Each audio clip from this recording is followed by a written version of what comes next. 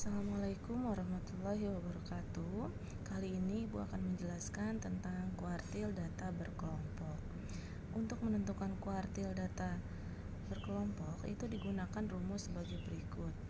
QI sama dengan TBI ditambah I per 4N dikurang sigma frekuensi I dibagi frekuensi I dikali C, di mana QI ini adalah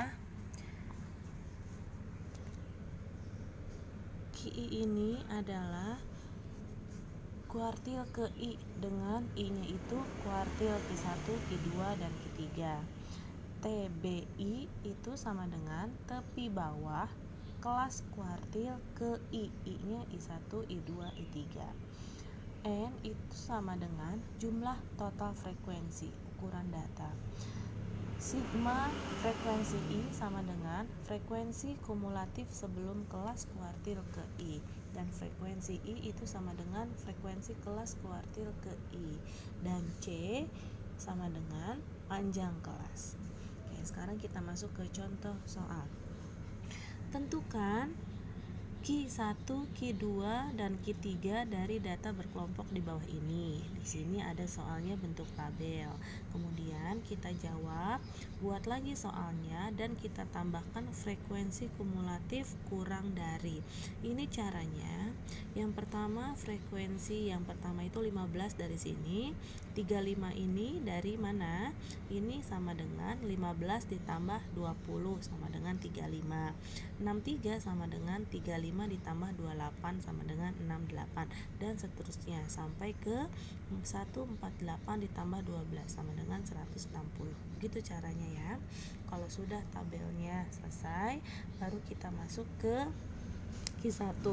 Nah, sebelum kita cari Q1, Q2, dan Q3, cari terlebih dahulu letak QI-nya.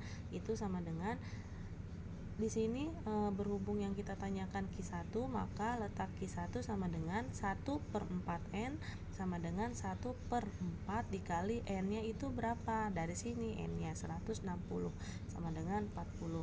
Maka letak Q1-nya 40. Maka kita cari Q1 sama dengan, nah tadi rumusnya apa? TBI, berarti tepi bawah 1 ditambah 1 per 4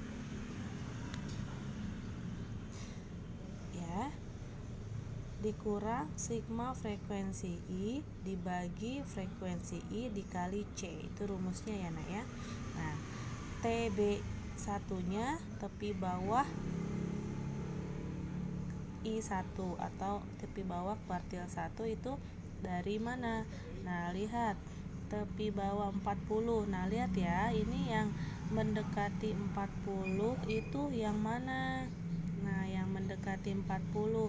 Kalau 35 belum termasuk di dalamnya 40. Tapi kalau 63 itu sudah termasuk di dalamnya 40. Jadi ada di melewati 40, 63. Kalau 35 belum. Maka kita ambil tepi bawahnya ini ya. 4150 frekuensinya 28 dan frekuensi kumulatifnya 63. Nah, jadi TB satunya dari sini 41 dikurangi 0,5 sama dengan 40,5 ditambah, nah ini 1/4, jadi 1 per 4 N nih, 1 per 4 1 atau dari sini ya nih 40 dikurangi 35 ini sebelum nih ya jumlah frekuensi I nya.